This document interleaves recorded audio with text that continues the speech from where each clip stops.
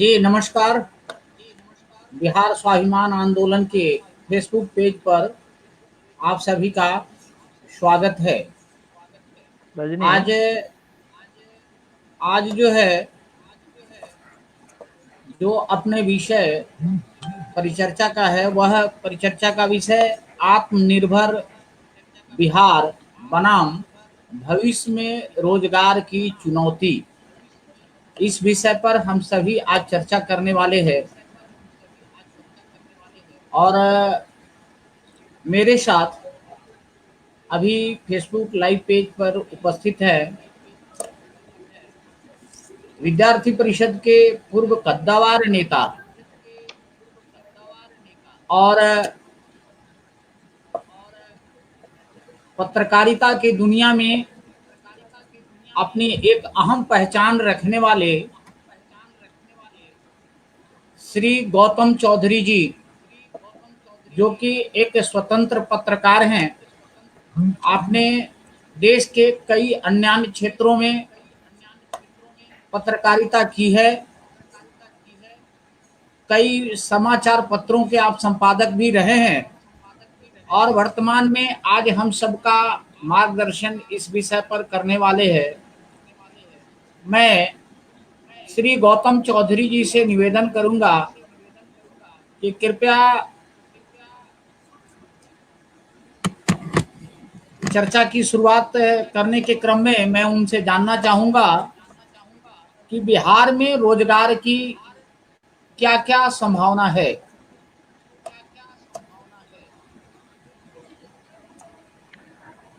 आदरणीय सूर्यदेव जी, नमस्कार। और मेरे साथ जो भी मित्र जुड़े हुए हैं उन सबको प्रणाम। विषय बहुत गंभीर है और आपने जो प्रश्न किया है वो बड़ा ही समयचीन प्रश्न है, सुंदर प्रश्न है। जी जी बिहार में रोजगार की अपार संभावनाएं हैं। पहले हम रोजगार की थोड़ी व्याख्या कर दें, फिर संभावनाओं पर हम आपको ले चलेंगे। सबसे बड़ी बात यह होती है कि दुनिया भर में एक थ्योरी विकसित किया गया कि भाई संसाधन से रोजगार उत्पन्न होता है। मैं भूगोल का विद्यार्थी रहा हूं। हम लोग लैंड यूज पढ़ते हैं। जी किसी भूमि का हम किस प्रकार उपयोग कर सकते हैं। जी मैं आपको बताऊं कि दुनिया में अधिकतम जनसंख्या घनत्व में से जापान का जनसंख्या घनत्व बताया जाता है। जी और आप देख लीजिए जापान की विकास गति, जापान का जी रोजगार का स्तर। जी अभी हाल फिलहाल में जब से जी शेख हसीना वाजिद की सरकार आई है, आपको बांग्लादेश में, जी बांग्लादेश दिन दुगुना रात चौगुना डेवलपमेंट कर रहा है जी और हर हाथ को काम मिल रहा है। आपको मैं बताऊं, जी दुनिया का 30 से 40% जी जो कॉटन टेक्सटाइल यानी उत्पादन है उस पर जी उसने कब्जा जमा लिया है। अब बांग्लादेश के लोगों का पलायन धीरे धीरे रुक रहा है। अब जी बांग्लादेश से जो बाहर गए हुए लोग थे अब फिर रीसेट कर रहे हैं, वापस जा रहे हैं। तो मेरे कहने का मतलब यह है कि बिहार में जो लोग ये कहते हैं कि बिहार में संभावनाएं नहीं है, बिहार में संसाधन नहीं है, मेरा जी विनम्र निवेदन ये होगा कि बिहार का जो नॉर्थ जोन है, जिसमें दरभंगा है, समस्तीपुर है, मुजफ्फरपुर है, मधुबनी है, इसको एक जी संच के रूप में विकसित किया जा सकता है। और जी कॉटन, आपको आश्चर्य होगा, जी मधुबनी कॉटन जी का बहुत मांग है। तो इसलिए फिर हमारा भागलपुर का सिल्क है। तो स्वरोजगार और उसके जी आधार पर हाथ को काम देना, जी फिर स्किल और सर्विस सेक्टर है। ड्राइवर हो सकता है, हस्तशिल्प हो सकता है, हम जो सर्विस प्रोवाइड करवाते हैं। तो इस जी आधार पर बहुत सारे ऐसे रोजगार हैं जो बिहारी कर सकता है। जी लेकिन समस्या ये है कि इसके जी लिए एक राजनीतिक इच्छा जी शक्ति की जरूरत है, और ये बिहार के नेतृत्व में कहीं न कहीं इसका अभाव दिखता है। आपने अभी जी। कहा है कि सबसे ज्यादा जनसंख्या का घनत्व जापान में है, और हाँ, है ही। बिहार में भी बिहार में भी जनसंख्या का घनत्व बहुत ही अधिक है, और यहाँ प्राकृतिक संसाधनों का घोर अभाव है। ऐसी परिस्थिति में लोगों को रोजगार देना कैसे संभव हो पाएगा? देखिए, मैं कहूँगा तो लोग कहेंगे कि भाई भाषण देना तो आसान है, लेकिन रोज़गार देना कठिन है। अभी मैं 2-3 दिन पहले सोच रहा था कि अगर मैं, ये इसको अन्यथा मत लीजिएगा, कि मैं अगर किसी जी क्षेत्र का विधायक बन जाऊं, तो जी जी वहां के लोगों को मैं कैसे रोजगार दिलवाऊंगा। जी तो जी मेरे मन में एक एक एक विचार आया जी कि मैं अपने लोगों को रोजगार देने के लिए एक स्किल डेवलपमेंट, जैसे जी हम ड्राइवरी सिखा सकते हैं। हमारे बिहार के लोग बाहर जाकर के अनस्किल्ड लेबर का काम करते हैं, जी फैक्ट्रियों में काम करते हैं, 200-300 दिहाड़ी मजदूरी करते हैं, 12-12 घंटे मेहनत करते हैं। अगर हम जी उस अनस्किल्ड लेबर को स्किल्ड बना देते हैं, तो वही स्किल्ड जी लेबर जो है वो हमारे लिए एसेट हो जाता है, वो हमारे लिए संसाधन हो जाता है। तो जी एक तो ये कर सकते हैं। दूसरा, जो पूरे उत्तर बिहार है, जहां जो बाढ़ का क्षेत्र है, जहां पर हम केवल एक फसल लेते हैं, अगर उस पूरे जोन में सरकार के माध्यम से अगर ये किया जाए कि भाई जितने भी क्या कहते हैं कि जो ये प्लाईवुड बनाने वाली कंपनियां हैं, उसको एक पूरा का पूरा संच बनाया जाए और उसका पूरा एक कॉरिडोर बनाया जाए, मुजफ्फरपुर से लेकर के और पूरा का पूरा पूर्णिया, सहरसा, कटिहार तक। तो इससे बड़ी संभावनाएं विकसित हो सकती है। और ये कोई मैं फंतासी बात नहीं कह रहा हूं। मैंने जी जमुनानगर के जो व्यापारी थे, जो प्लाईवुड का काम करते हैं, फैक्ट्री लगाए हैं, बिहार के हैं सारे के सारे, उनसे मैंने बात किया, तो उन्होंने ये कहा कि हमको बिहार में फैक्ट्री लगाने में कोई दिक्कत नहीं है, लेकिन सरकार व्यवस्था तो जी दे। फिर भागलपुर का जो इलाका है, उसमें सिल्क का डेवलप किया जा सकता है संच। उसके बाद जो गया जहानाबाद का इलाका है, उसमें कॉटन टेक्सटाइल डेवलप किया जा सकता है।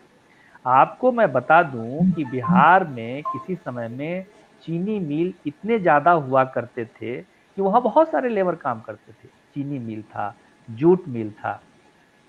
तो आपके पास में ऐसी कोई बात नहीं है कि आपके पास में संसाधन का अभाव है, आपके पास में इच्छा शक्ति का अभाव है। ये इच्छा शक्ति जब तक विकसित नहीं होगी, तब तक बिहार का कुछ नहीं हो सकता। और छोटी सी बात मैं बताता हूँ, आपके पास में 3 जी बड़ी नदियां हैं, नारायणी है, जी जी बागमती है, कोशी है।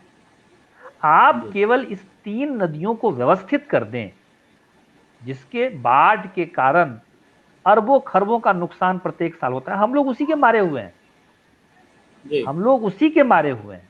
अगर आप एक तिरहुत मिथिला डेवलपमेंट अथॉरिटी, जिसमें नेपाल से भी आप बात कीजिए, और वो जी विकसित करके बांध बना करके, तो इसके लिए न भारत तैयार है और न नेपाल तैयार है। क्योंकि भारत की जो दिल्ली की सरकार है, उसको क्या लेना देना है आपके रोजगार से। उसको तो जो कारपोरेट हैं, उसको चाहिए सस्ता लेबर। वो दरभंगा, मुजफ्फरपुर, समस्तीपुर से चला जाता है वहां।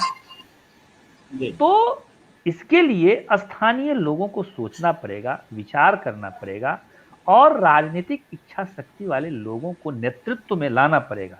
तभी जाकर के जी बिहार का विकास संभव हो पाएगा और बिहार में रोजगार की संभावनाएं पैदा हो पाएगी। जी। अभी आप चर्चा कर रहे थे कि बिहार के बाहर, बिहार से ही गए हुए व्यक्ति जो है कई एक फैक्ट्री का संचालन कर रहे हैं, हाँ, लेकिन कर रहे हैं। आखिरकार क्या कारण है, क्या कारण है कि वही फैक्ट्री चलाने वाले लोग बिहार में पूंजी निवेश नहीं करना चाहते। इसके पीछे की मंशा क्या है या उनकी मजबूरी क्या है? देखिए, दो बातें हैं। जी, एक तो डेवलपमेंट का जो मानी बनाने, जो जो डीपीआर तैयार करने वाली जो संस्थाएं हैं, डेवलपमेंट जी, का मॉडल तैयार करने जी, वाली संस्थाएं हैं, वो कहीं ना कहीं पूर्वाग्रह से ग्रस्त है। आपको एक छोटा सा उदाहरण मैं बताता हूं जी, कि अगर आप कोई इंटरप्रेन्योर हैं, आप आपके पास में कोई एक बढ़िया सा विजन है, और उस विजन को लेकर के आपने एक बढ़िया सा एक मॉडल तैयार किया, एक माने सारा का सारा चीज एक कंपनी बना करके फैक्ट्री लगाने की बात की, और वो जी, सूरत में लगाने की बात की, जी, या बड़ोदरा में लगाने की बात की, या जलंधर में लगाने की बात की, तो बैंक जो है वो तुरंत आपको फाइनेंस करे। लेकिन वही फैक्ट्री अगर आप बिहार में लगाना चाहेंगे तो बैंक जी, फाइनेंस करने में आनाकानी करती है। तो कहीं ना कहीं एक पूर्वाग्रह है जो बिहारियों के प्रति और बिहार के प्रति, वो पूर्वाग्रह है कि इसको विकसित नहीं होने देना है। और दूसरी बात कि जी, बिहार का जो माने नेतृत्व रहा है, वो थोड़ा सा, मुझे लगता है कि थोड़ा नहीं ज्यादा ही, वो क्या कहते हैं कि जो कार्प यानी जो पूंजी निवेशक पूंजीपति हैं, उसके खिलाफ जी, रहा है। जी, तो इसके कारण अब स्वाभाविक रूप से आप अगर 10 रुपए कहीं लगाएंगे तो 11 रुपए कमाना चाहेंगे आप उससे। जी, अगर आप दस बिल्कुल। रुपए में 11 रुपए नहीं कमा पाते हैं तो फिर 10 रुपए क्यों लगाएंगे? तो जी, किसी का पूंजी अगर लगा हुआ है तो वो पूंजी वापस होना चाहिए। जी, तो पूंजी निवेशकों को लगता है कि अगर बिहार में हम कोई पूंजी लगाते हैं तो वो वापस नहीं आएगा। अब जैसे आपको मैं बता रहा हूँ, डालमिया जी की बहुत बड़ी फैक्ट्री थी डालमिया नगर, वो बर्बाद हो जी, गई, खत्म हो गई। तो ऐसे बहुत सारे माने उदाहरण हैं। सबसे पहले बिहार में इलेक्ट्रिसिटी, प्राइवेट इलेक्ट्रिसिटी पैदा करने की फैक्ट्री लगी, थर्मल पावर लगाया, लेकिन उसको मान्यता नहीं मिली, फिर उसको बंद कर देना पड़ा। तो बहुत सारी ऐसी चीजें हैं जो माने निगेटिव वो हुआ है। लेकिन अभी है, संभावना बन सकती है, अगर वो बिहार सरकार चाहे, वहाँ बाहर के पूंजी निवेशकों को बिहारी, अरे आप सूरत में जाइएगा 30%। जी।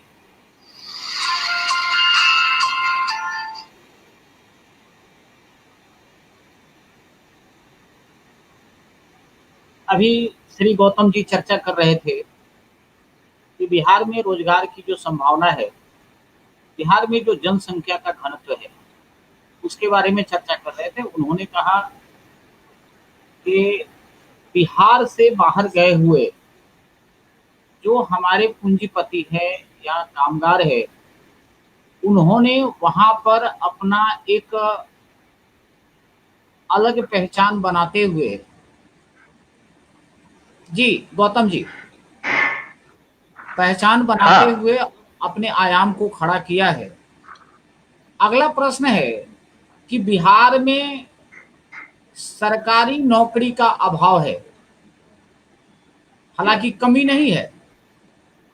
अगर सरकार चाहे तो इस क्षेत्र में भी, सरकारी क्षेत्रों में भी नौकरियां दी जा सकती है, और बाहरी पूंजी निवेश बिहार में हो नहीं रहा है, दावे प्रति दावे किए जा रहे हैं। तो वैसे परिस्थिति में फिर रोजगार किस प्रकार से संभव हो पाएगा? देखिए, जो वर्तमान परिस्थिति है, जी, उसमें मैं किसी भी पार्टी से बहुत ज्यादा मतलब आशान्वित नहीं हूं। और एक चीज और मैं सूर्यदेव जी आपको बता दूं जी, कि सरकारी नौकरियां सबको नहीं दी जा सकती है। बिहार की आबादी हमको लगता है कि 12-13 करोड़ के करीब में होगी।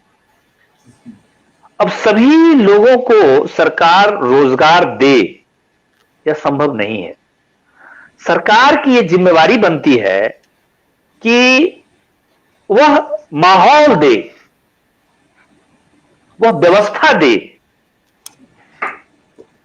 अब जैसे बाढ़ है तो बाढ़ से मुक्ति की व्यवस्था करे सरकार, सड़क है, सड़क की व्यवस्था करे सरकार, बिजली है, बिजली की व्यवस्था करे सरकार, पानी है, पानी की व्यवस्था करे सरकार, सुरक्षा है, उसकी व्यवस्था करे सरकार। तो ये माहौल दे। और रोजगार की जहां तक बात है तो रोजगार तो जैसे ही ये माहौल खड़ा होगा वैसे ही स्वतः रोजगार पैदा हो जाएगा। तो कृषि के क्षेत्र में रोजगार हो सकता है, ग्रामीण जो क्या कहते हैं कि जो वेयर हाउस है उसमें रोजगार है, चीनी मिल खड़ा किया जा सकता है, जूट के मिल खड़े किए जा सकते हैं। तो इसके लिए तो माहौल तो देना पड़ेगा। सरकार के पास में तो मुझे नहीं लगता है कि सरकार सबको रोजगार व्यक्तिगत रूप से सरकारी नौकरी दे सकती है। तो इसके लिए तो थोड़ा सा माहौल देना पड़ेगा। ये है। माहौल देना, जी माहौल देना पड़ेगा, लेकिन इस माहौल को कायम करने का अधिकार और जो शक्ति प्रदत्त है वो सरकार में है, सरकार में निहित है। तो फिर वैसे परिस्थिति में जिस अपेक्षा को हम करते हैं कि माहौल मिल जाए, तो फिर माहौल कायम करने के लिए जो इच्छा शक्ति की बात गौतम जी कर रहे हैं, निश्चित रूप से उस प्रकार की इच्छा शक्ति को कहीं न कहीं यहाँ क्रियान्वित करने में बिहार सरकार जो है सफल साबित होता नहीं दिखाई पड़ रहा है। अभी बात कर रहे थे कि एग्रो बेस्ड कृषि आधारित उद्योगों की स्थापना की बात हो रही हो, या जो है जूट उद्योग की बात आ रही हो। आज अगर हम कटिहार में जाते हैं तो कटिहार शहर का विकास भी शायद इसी कारण हुआ क्योंकि वहां पर जूट उद्योग बहुत व्यापक पैमाने पर थे, चीनी मिल बहुत व्यापक पैमाने पर थे, लेकिन कहीं न कहीं इच्छा शक्ति, घोर उपेक्षा के कारण और उसमें ह्रास होता गया और आज जो है बिहार की दूह स्थिति इस प्रकार से कायम हुई है। गौतम जी, पूर्व की सरकारें हों या वर्तमान की जो सरकारें हैं, सभी सरकारें कोई ना कोई मॉडल जो है बिहार में लाने का प्रयास किया, लेकिन जिस मॉडल को सरकार ने लाने का प्रयास किया वह मॉडल बिहार में सफल होता नहीं दिखाई दिया या अब तक सफल नहीं हुआ है। आखिरकार बिहार के लिए कौन सा ऐसा मॉडल अपनाया जाए ताकि बिहार में रोजगार की संभावना बढ़ सके?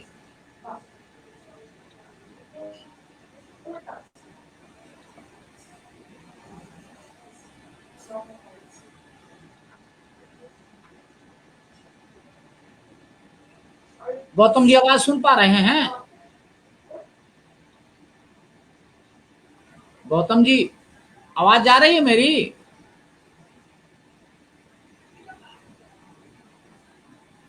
शायद गौतम जी मेरी बातों को नहीं सुन पा रहे हैं।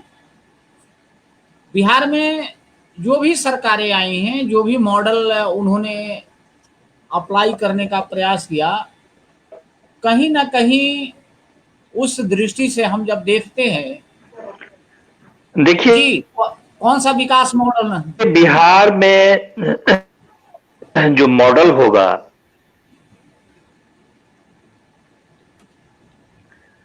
वो मॉडल जो अभी आदरणीय, हेलो, जी जी जी जी जी,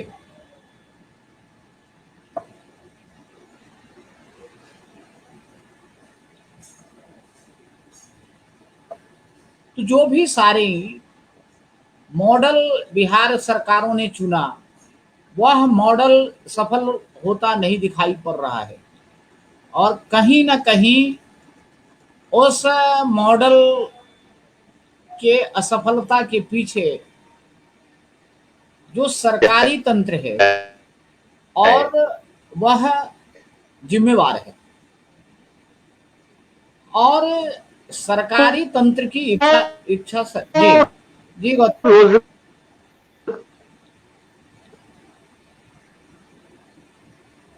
गौतम जी। हेलो। जी जी बोला जाए।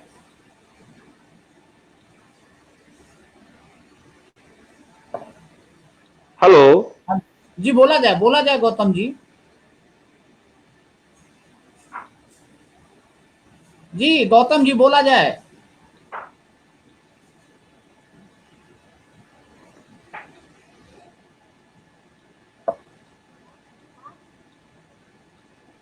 बोला हेलो। जाए गौतम जी। जी बोला जाए, बोला जाए।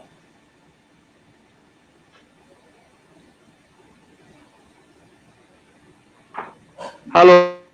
जी बोला जाए गौतम जी, बोला जाए ना।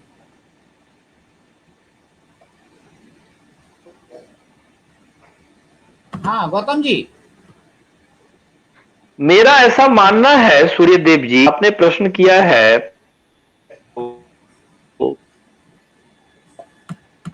हाँ, वो वीक वीक लेकिन जितनी आवाज सुनाई दी है। जी जी गौतम जी का कनेक्शन सही नहीं है।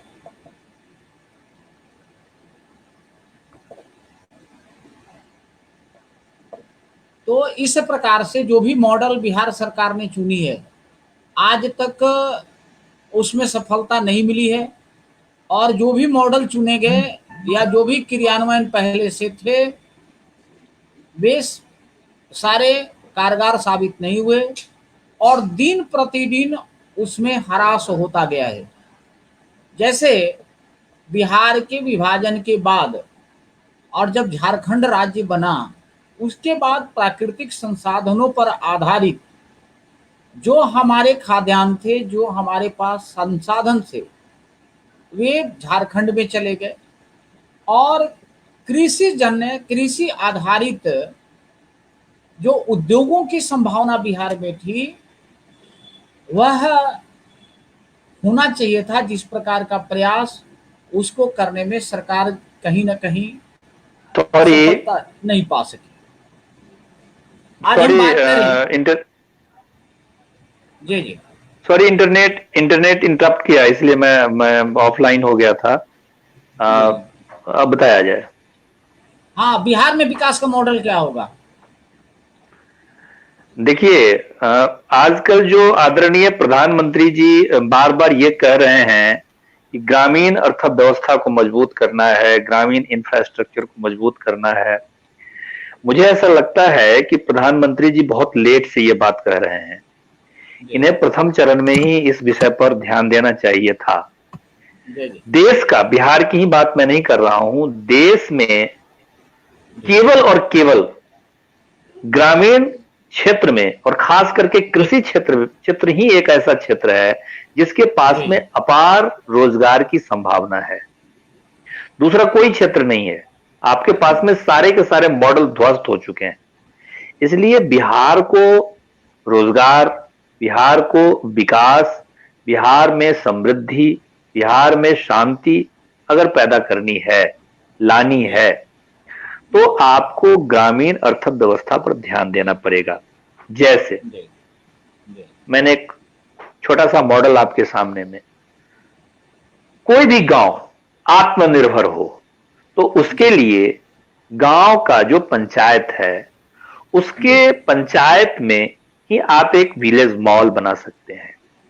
वहां जो उत्पादन हो रहा है वो विलेज मॉल में जाकर के लोग बेचे और गांव के ही लोग उसको खरीदें।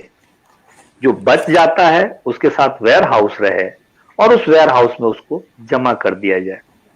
अब जी ये इंफ्रास्ट्रक्चर पूरे बिहार में अगर आपको बनाना है तो उसके लिए वो सरकारी स्तर पर नहीं हो सकता है। इसके लिए आपको कॉरपोरेट को भी करना पड़ेगा, कॉन्ट्रैक्ट भी करना पड़ेगा और जो कोऑपरेटिव मूवमेंट है उसको भी आपको एक्टिवेट करना पड़ेगा, जागृत करना पड़ेगा। तो मुझे ये लगता है कॉरपोरेट, कॉन्ट्रैक्ट और कोऑपरेटिव, ये जी तीन जो चीज है, इसको आत्मसात करके, इसको एकत्रित करके एक ऐसा मॉडल तैयार किया जाए। मेरे पास में कोई ऐसा नहीं है कि वो बना बनाया हुआ मॉडल है, बट जो मेरा विजन कहता है, मेरा जो वो सोच कहता है, तो इसके आधार पर आप मास बिहारी को आप रोजगार दे सकते हैं। कोरोना काल हाँ में जी। जो बिहार की छवि राष्ट्रीय और अंतर्राष्ट्रीय स्तर पर उभरी है, उसके संदर्भ में बिहार सरकार के बारे में आपका क्या मत है? देखिए, विषय बड़ा विवादित है, इस पर मैं बोलना नहीं चाह रहा था, मेरे कई मित्रों ने मना किया है, बट जब आपने प्रश्न पूछ ही दिया तो मैं इस पर थोड़ा सा आपको बोलूंगा। देखिए, पहले तो नीतीश जी ना नुकर कर रहे थे कि भैया आप कोई आए ही नहीं। तो भाई साहब एक बात बताओ कि हम बिहारी हैं, हम दिल्ली में रहते हैं, हम पंजाब में रहते हैं, तो हम घर आएंगे कि नहीं आएंगे? एक तो लौटना तो है। दूसरी बात है जी, कि लौटने के लिए जिस जी, प्रकार झारखंड ने माहौल बनाया, जस्ट बगल का प्रांत है, उस प्रकार बिहार सरकार ने माहौल नहीं बनाया। जी, 50 लाख लेबर वापस लौट करके आए हैं। सभी लेबरों को क्या कि मेरी बहन मुखिया है, ममता नाम है, तो उसने कहा कि देखो, बड़ी है, कहा कि देखो, 1 महीने के करीब में वो था, 21 दिन की 22 दिन रखना था। किसी का किसी भी स्तर पर अब कैसे जी, चेक हुआ नहीं हुआ ये मुझे पता नहीं। लोग आए, क्वारंटाइन सेंटर में रहे, जाने के समय में भी जैसे आए वैसे गए। अब जो लोग क्वारंटाइन सेंटर में रहे, उसके बारे में मुकम्मल हेल्थ जानकारी किसी के पास में नहीं थी। आज जो बिहार हॉट स्पॉट बन गया है, जी, उसके पास में, बिहार सरकार के पास में कोई मॉडल ही नहीं था। आप चाह ही नहीं रहे थे, जी, आप हाथ पर हाथ धरे रह गए। और युद्ध में घोड़ा बदलने की बात, एक को बदला, दूसरे को लाया, दूसरे को बदला, तीसरे को लाया, तो ऐसे नहीं होता है। आप भाई योग्य हैं, इंजीनियर हैं, समझदार आदमी हैं, आपके साथ पूरी फौज है, बड़े बड़े इंस्टीट्यूशन से आप डेवलपमेंट का आप मॉडल मंगवाते हैं। ऐसे नहीं होता है। जिस प्रकार से भाई साहब बिहार में एक तरह से मैं ये समझता हूं कि ये सत्ता और शासन के द्वारा प्रायोजित, एक तरह से प्रायोजित नरसंहार जी, है ये। ऐसा नहीं होना चाहिए। तो जी, आप अगर, और छोटी छोटी बात से कर सकते थे आप लोगों को बुला रहे हैं, आप कुछ नहीं, आपके पास में डॉक्टर हैं, आप एक इच्छा शक्ति कीजिए ना, अभी भी है कि हाँ भैया, बिहार में जितने भी प्राइवेट और सरकारी अस्पताल हैं, डॉक्टर हैं, वो सारे के सारे जी, आपातकाल स्थिति में रहेंगे और सबको 1 महीने का समय देना पड़ेगा। आप ऐसा कीजिए। जितने भी मेडिकल क्या कहते हैं कि जो दवाई की दुकान है, आप उस सबको इन्वॉल्व कीजिए। नर्सेज हैं, उनको इन्वॉल्व कीजिए। जी, मेडिकल जो व्यक्ति हैं जिनको जानकारी है, उनको इन्वॉल्व कीजिए। तो ये तो महामारी का समय है, और इस महामारी के समय में आपको युद्ध स्तर पर काम करना चाहिए। ऐसा नहीं हो पाया, और इसमें बिहार सरकार कहीं ना कहीं फेल हुई है। तो हालांकि मैं समझता हूं कि जो मैं भाषण देता हूं, लेकिन जो करता है उसी को भरना पड़ता है। हम तो भाषण देने वाले आदमी हैं, हम तो जाकर के जमीनी स्तर पर काम कर नहीं रहे हैं।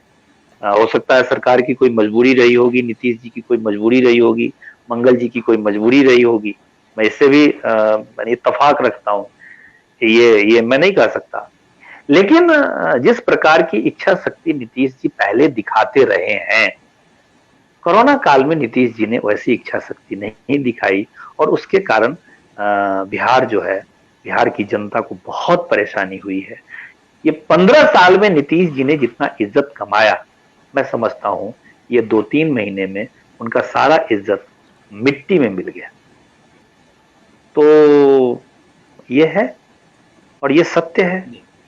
तो इसलिए अब क्या किया जा सकता है, तो ये है।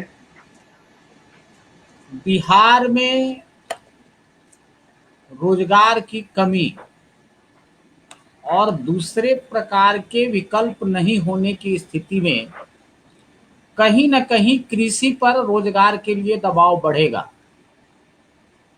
तो वैसे परिस्थिति में इन्हें क्या इंफ्रास्ट्रक्चर अपनाना चाहिए? देखिए, एक मेरे मित्र हैं, जी। चंडीगढ़ में रहते हैं, नाम है उनका ललित संगर, बड़े प्रिय मित्र हैं। तो ललित संगर कोई बहुत बड़े व्यापारी भी नहीं है, ऐसे 200, 400, 500 करोड़ वाले, लेकिन उन्होंने जो छोटी छोटी बातें मुझे बताई और उसको करके दिखाने का उन्होंने काम किया। अब वो क्या करते हैं, कपड़े का व्यापार करते हैं, वो रेडीमेड कपड़े का व्यापार करते हैं। अब रेडीमेड कपड़े का व्यापार करते हैं तो ये नहीं है कि उनके पास में कोई बहुत बड़ी फैक्ट्री है। वो मांग उठाते हैं, ठीक है भाई, आपको 100 कपड़े चाहिए, 100 शर्ट चाहिए, तो ये एक सर्वे करके अपना मांग उठाते हैं और उस मांग के आधार पर आपूर्ति करते हैं, बनवाते हैं, तो वो भी 2 रुपए कमाते हैं। और बड़ी संख्या में बिहार, झारखंड, पूर्वी उत्तर प्रदेश के लोगों को वो रोजगार भी देते हैं। जी। तो एक तो ये हो सकता है कि जो समझदार लोग हैं, जानकार लोग हैं, वो छोटे छोटे क्लस्टर बनाएं और ऐसे लोगों को वो रोजगार दें। दूसरा, अब कुछ लोगों के पास में पैसे नहीं होते हैं, विचार होता है, तो कोऑपरेटिव बना करके वो काम कर सकते हैं। अभी एक मेरे मित्र रामनिवास हैं, रामनिवास बहुत अच्छा काम कर रहे हैं। अब उन्होंने खुद की कंपनी बनाई या पहले से कंपनी बना, तो टाल क्षेत्र में जितने भी किसान हैं उसकी एक नॉन प्रॉफिटेबल कंपनी उन्होंने बनाया और उसके आधार पर वो काम कर रहे हैं। उसी प्रकार मैं आपको एक छोटा सा उदाहरण और दूं। एक मेरे मित्र विद्यार्थी परिषद के पुराने कार्यकर्ता कुबोध हैं, रांची में विद्यार्थी परिषद के कार्यकर्ता हुआ करते थे। वो मेडिकल के क्षेत्र में काम कर रहे हैं, पटना में ही रहते हैं। अभी कोरोना काल में उनके दिमाग में एक भूत सवार हुआ और उन्होंने, जैसे आप लाइव कर रहे हैं वैसे ही डॉक्टरों को लाइव करवाते हैं। अब उनके दिमाग में एक ये बात आया कि अब इसको कैसे व्यवस्थित किया जाए। तो ई क्लिनिक, ग्रामीण क्षेत्र में जहां डॉक्टर नहीं जा सकता है, तो ई क्लिनिक बनाना, वहां एक स्क्रीन लगाना और इंटरनेट के माध्यम से बड़े डॉक्टर्स के साथ इंटरेक्ट करवाना, वहां कंपाउंडर बैठाना। तो ये छोटे छोटे जो प्रयास चल रहे हैं, इसके आधार पर भी आप बड़ा काम कर सकते हैं। अब जब मैं विद्यार्थी परिषद में गया में था, तो गया के बगल में मानपुर में एक वो बुनकरों का एक बहुत बड़ा इलाका था। आपको मैं बता दूं, जो वो बुनकर का इलाका है, उससे प्रत्येक वर्ष कम से कम 5 से, छोटा सा मतलब बहुत ज्यादा बुनकर नहीं है, हमको लगता है कि 2-2.5 हजार बुनकर होंगे वहां। कपड़ा तो बनाते ही हैं, ये तो उनका पारंपरिक पेशा है। लेकिन उस बुनकर परिवारों से जो बच्चे पढ़ करके निकल रहे हैं, वो इंजीनियर बन रहे हैं, डॉक्टर बन रहे हैं। तो मुझे ऐसा लगता है कि बिहार के पास में जो ब्रेन है और बिहार के पास में जो स्किल है, जैसे लकड़ी का स्किल है, लोहे का स्किल है, सोने का स्किल है, चांदी का स्किल है, मिठाई बनाने का स्किल है, तो ऐसे स्किल को और ज्यादा रिफाइन करने की जरूरत है। और अगर इसको रिफाइन आप करते हैं, इसको व्यवस्थित करते हैं, तो मुझे लगता है कि इन क्षेत्रों में बहुत संभावनाएं हैं। तो ये है जी। कोरोना काल के कारण, कोरोना के कारण जिस प्रकार से लोगों के रोजगार छीने गए हैं और जिस प्रकार की चुनौतियां सामने आई है, वैसे परिस्थिति में जो बिहार पहले विश्व स्तर पर शिक्षा देने का काम करता था, आज वह शिक्षा स्तर जो है, चाहे रोजगारोन्मुखी शिक्षा की जो व्यवस्था होनी चाहिए, वह कहीं न कहीं देने में कमी हुई है। आप इसके लिए किसे जिम्मेवार मानते हैं? इसके लिए हम सब जिम्मेवार हैं।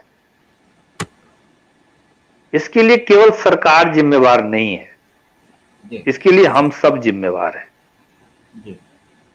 अब जब मैं पढ़ता था एमए में, तो आपको पता है पीजी 1 में रहता था, हम बार बार चाहते थे कि परीक्षा जल्दी हो जाए, समय पर हो जाए, लेकिन हमारे ही हॉस्टल में हमारे कुछ मित्र ऐसे थे जो बार बार ये चाहते थे कि परीक्षा का डेट बढ़ जाए। भाई कोर्स पूरा नहीं हुआ, भाई ये नहीं हुआ, और 10-20 छात्रों को लेकर हॉस्टल से निकलते थे, 20 छात्रों को ले जाकर के प्रदर्शन कर देते थे, डेट बढ़ जाता था। तो शिक्षा के क्षेत्र में जो एक निगेटिव राजनीति का डेवलपमेंट हुआ, जिसका हम लोगों ने सदा से विरोध किया है, विद्यार्थी परिषद तो इस बात का सदा से विरोध करती थी, और खास करके मैं जब संगठन में रहा तो मुझे किसी विद्यार्थी कार्यकर्ता को मैं टेलीफोन किया और उसने कहा कि गौतम जी मैं पढ़ाई कर रहा हूं, तो फिर मैंने छेड़छाड़ नहीं किया। तो जो निगेटिव राजनीति कैंपस में शुरू हुआ, उसके कारण बिहार की जो शिक्षा की स्थिति है बहुत खराब हुई। एक दूसरा, बिहार में जो ये प्राइवेट कॉलेजों को जो मान्यता दिया गया, तो इसमें जैसे तैसे, अब एक हमारे मित्र हैं वो मुजफ्फरपुर में अशोक कुमार सिंह करके हैं, वो एनएसयूआई में थे, तो उन्होंने मुझे कहा कि अरे गौतम, यहां तो मनोहर पोथी से पीएचडी हो जा रहा है। तो मनोहर पोथी से जब पीएचडी हो जाता है तो ऐसा आदमी, और हुआ है, आप जाइए, आप उसमें से क्या कहते हैं कि जो आर्काइव जो है उसमें से कोई भी आपने रिसर्च का बंडल उठाना है, 4 पन्ना ऊपर से 4 पन्ना नीचे से अपना लिख देना है और वही जमा कर देना है, पैसा खर्चा कीजिए, आपको डिग्री मिल गई, पीएचडी हो गए। और वही पीएचडी करने वाले, हमारे बहुत सारे मित्र पीएचडी ऐसे किए, वही पीएचडी करने वाला आदमी जब यूनिवर्सिटी में जाता है तो जो मनोहर पोथी में पीएचडी किया है वो साहब क्या पढ़ाएगा। अब गौतम चौधरी घूम रहे हैं सड़क पर और मनोहर पोथी से जो पीएचडी किया वो प्रोफेसर हो गए। तो मैं ये नहीं कह रहा हूं कि मैं बहुत काबिल आदमी हूं, मुझे प्रोफेसर होना चाहिए था, लेकिन ऐसा हुआ है।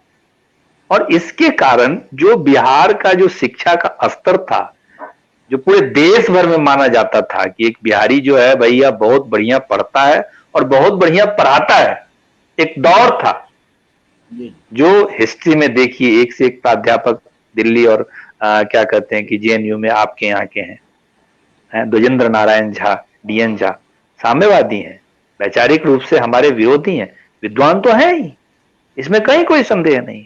तो ऐसे बहुत सारे हैं, फिजिक्स हैं, केमिस्ट्री हैं। भाई हम लोग बिहार यूनिवर्सिटी में थे, एक से एक विद्वान प्राध्यापक थे, और उस विद्वान प्राध्यापकों को जो बेइज्जत करने का काम किया हमारे कुछ छात्र नेताओं ने किया।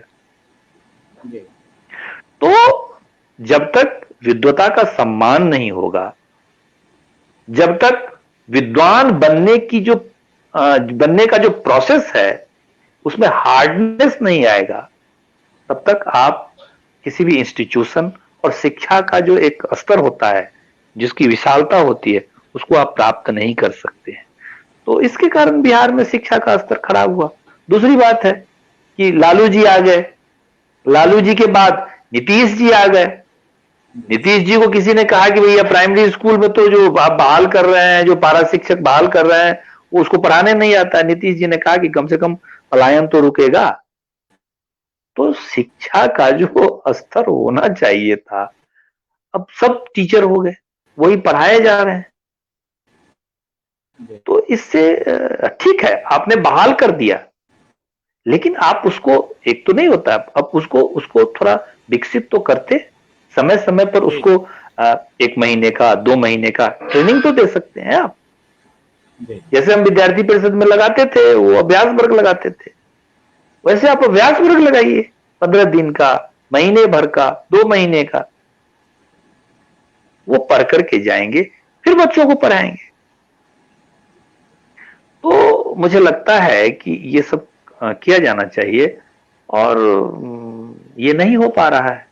तो नहीं हो पा रहा है तो ये तो सरकार का दोष है ना, और साथ ही साथ हम लोगों का भी दोष है, हम लोगों ने भी जिंदाबाद मुर्दाबाद किया है। तो ये द्विपक्षीय है, समाज और सरकार दोनों ने मिल करके। भाई साहब, ऐसा हुआ कि जब लालू जी का शासन था, तो मुझे बोलने में कहीं कोई मैंने कोताही नहीं करता हूं, उसमें तो ये था कि कितना अधिक से अधिक एक खास जाति विशेष के लोग पास कर जाएं कि उनको जल्दी से जल्दी सरकारी नौकरी दे दी जाए। तो शिक्षा में जातीयता, और ये केवल लालू जी के ही समय में नहीं हुआ है, उससे पूर्व भी हुआ है। हर मुख्यमंत्री ने अपने अपने जातियों के लिए अपने अपने ढंग से काम किया है। संपूर्ण बिहार की चिंता किसी ने नहीं की, और ऐसा केवल बिहार में हुआ है, पूरे देश भर में नहीं हुआ है। तो इसलिए जिम्मेवार हम भी हैं, जिम्मेवार आप भी हैं, जिम्मेवार सरकार भी है। ये है। गौतम जी, जो आपने कहा कि उद्योग की स्थापना के संदर्भ में, अगर हम लोग एक सार्थक चर्चा के रूप में अगर देखते हैं, तो हम पाते हैं कि सरकार का कहीं न कहीं यहाँ पर असफलता उजागर होता है। लेकिन अगर हम चर्चा करें तो 1990 के बाद 2 सरकारें आई हैं। एक तो राष्ट्रीय जनता दल एंड कंपनी, और इधर जदयू एंड कंपनी। ये 2 सरकारें आई, और दोनों लोगों ने 15-15 साल तक इस बिहार पर शासन किया। पहले लोगों ने कहा अपहरण उद्योग है, सरकार को बिहार के लोगों ने हटाया, आप पर विश्वास किया। आपने कहा कि केवल अपहरण उद्योग है, तो अपेक्षा लोगों ने किया कि आप उद्योग लगाएंगे, लेकिन आप भी तो उद्योग लगाने में असफल रहे। तो अब हम विश्वास करें तो किन पर करें, ये बिहार के समक्ष बहुत बड़ा प्रश्न है, ताकि बिहार में उद्योग की स्थापना हो सके। देखिए, मेरा जो अपना मानना है कि बिहार एक लंबा दौर, कांग्रेस के बाद जो 1990 के बाद जो नया एरा शुरू हुआ, एक लंबा कालखंड जो है वो बीत गया, और जो सामंती मानसिकता थी उसका भी लगभग वो भी पराभूत हो चुका है। तो अब जहां बिहार खड़ा है, नए सोच और नए समीकरण की जरूरत है। अब नए सोच इसलिए मैं कह रहा हूं कि अब एक ये नहीं कि फलाना फलाना जात है, अब हमारी जो जात होनी चाहिए वो बिहारी है। तो जब तक उपराष्ट्रवाद नहीं बिहार में पैदा होगा, तब तक बिहार में स्वाभिमान पैदा नहीं होगा, जो थोड़ा बहुत नीतीश जी ने किया है, इसमें नीतीश जी की बड़ी भूमिका है। दूसरा, बिहार का जो डेवलपमेंट का मॉडल है, अगर हम बैंक में पैसा जमा हम करते हैं, तो हमारे बैंक का जो जमा किया हुआ पैसा है वो हमारे एंटरप्रेन्योर को मिलना चाहिए। ये हमको करना पड़ेगा, तब जाकर के हमको पूंजी प्राप्त होगा और उसके आधार पर हम कुछ नया चीज कर सकते हैं।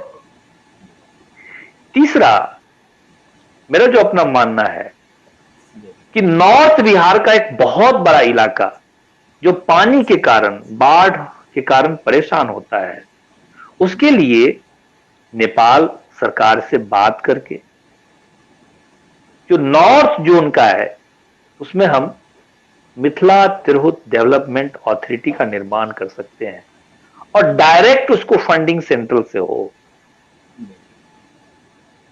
और वहां पर नए ढंग से संरचना खड़ी की जाए। चौथी बात यह है कि एक संच बनाया जाए, जैसे स्किल्ड, तो स्किल डेवलप किया जाए। तीसरी बात यह है कि अब जैसे महोत्सव तुंग ने क्या किया कि अगर आपको किसी राज्य में मजदूर की जरूरत है तो मजदूरों को उसने स्किल यानी उसको ट्रेनिंग दिया और उस ट्रेनिंग के आधार पर वहां वो भेजता था। तो अगर हमारे राज्य में हमारे राज्य से मजदूर कहीं जा रहा है तो राज्य सरकार उसके लिए ये जिम्मेवारी ले कि हां, फलानी फैक्ट्री में, फलाने राज्य सरकार की फैक्ट्री में, फलाने राज्य में इतने मजदूर की जरूरत है और इस स्तर के मजदूर की जरूरत है।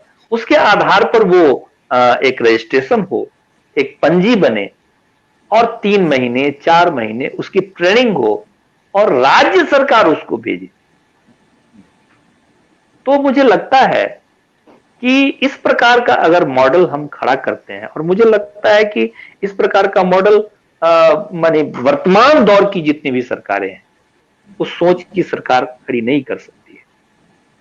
इसके लिए नए नेतृत्व की जरूरत है। तो नए नेतृत्व नई सोच लेकर के आएगा और नई सोच जब आएगी, जब बिहारी स्वाभिमान पैदा होगा, बिहार में उपराष्ट्रवाद पैदा होगा, तो मुझे लगता है कि बिहार का कल्याण हो सकता है। इसके लिए आपके जैसे लोगों की जरूरत है।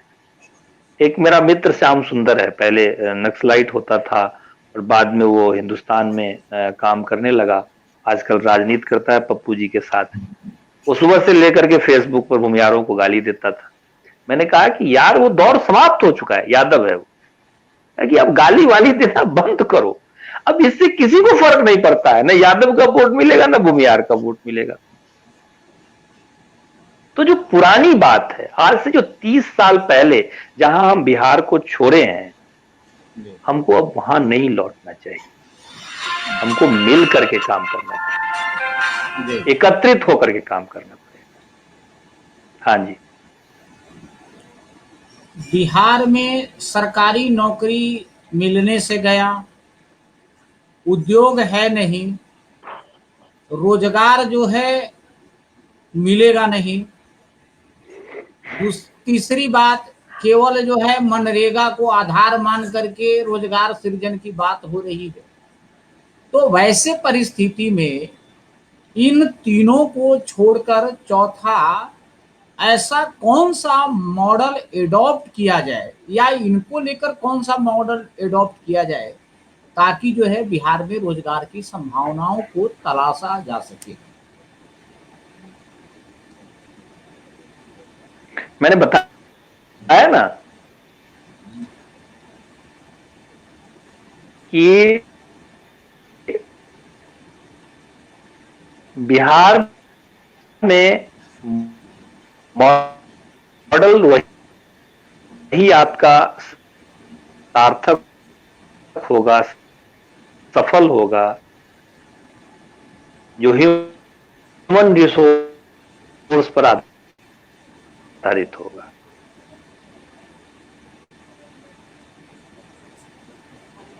देखिए, मार्क्स ने भी कहा है और जितने भी दुनिया के आर्थिक चिंतक रहे हैं, वो उनका ये मानना है कि जो श्रम है वही पूंजी पैदा करता है। व्यक्ति है वही संसाधन डेवलप करता है। इंग्लैंड की कहानी हम लोग पढ़ते हैं लैंड यूज में, तो इंग्लैंड के पास में मतलब अपना कुछ भी नहीं उपजता था, और बाद में उसने पूरी दुनिया पर शासन किया। क्लास में एक प्रोफेसर साहब पढ़ाए जा रहे थे कि जहाँ जनसंख्या ज्यादा होता है वहां पर क्या कहते हैं कि डेवलपमेंट नहीं। मैंने कहा कि दुनिया सबसे ज्यादा जनसंख्या घनत्व वाला जो क्षेत्र है वहां सबसे ज्यादा डेवलपमेंट हुआ है। तो जनसंख्या को नियोजित करने की जरूरत है, उसको स्किल्ड बनाने की जरूरत है। तो आपके पास में नौजवान है, हाथ है, जनसंख्या है और ब्रेन है। आप अगर इसको बढ़िया ढंग से नियोजित कर लेते हैं तो अपार संभावनाएं हैं। अब तो आपके पास में तीसरी संभावना एक और है जिसको बढ़िया पानी कहते हैं, मीठा पानी। 3-3 नदियां हैं आपके पास, और बहुत सारे हैं चीज, बहुत बड़ा मार्केट है। चाइना ने तो मार्केट के बदौलत ही दुनिया को माने पछाड़ दिया है। तो हम दुनिया के जो माने पारंपरिक मॉडल है उसका अध्ययन कर सकते हैं, और मुझे ऐसा लगता है कि ह्यूमन रिसोर्स को अगर डेवलप किया जाए, इसको स्किल्ड बनाया जाए, तो अपार संभावनाएं है। अच्छा आप डेवलप भी कर सकते हैं, पैसा भी कमा सकते हैं। जी, इस कार्यक्रम के अंतिम कड़ी में आप हमारे दर्शकों को कोई हाँ संदेश देना सुरदेव चाहेंगे? जी।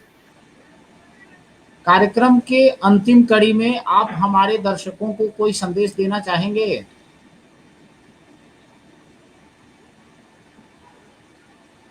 और कुछ ना है?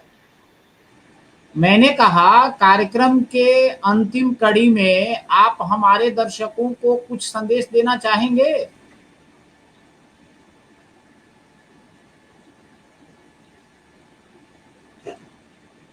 बिहार स्वाभिमान आंदोलन आज के इस परिचर्चा के माध्यम से और हमारे जो विशेषज्ञ आए थे उनके माध्यम से जो सार्थक पहल हुई है, चर्चा हुई है, उसके आधार पर यह महसूस करती देखिए है। हम क्या जी संदेश दे सकते हैं? हम तो यही कहेंगे जो अभी मैंने आपको बताया है कि जहां हमने हाँ मैं वही बता रहा हूं। देखिए मैं क्या,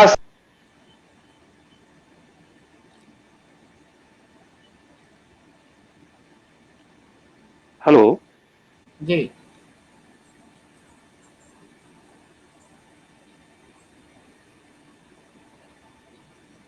जी जी गौतम जी, हाँ जी भाई साहब, बोला जाए। बताया जाए।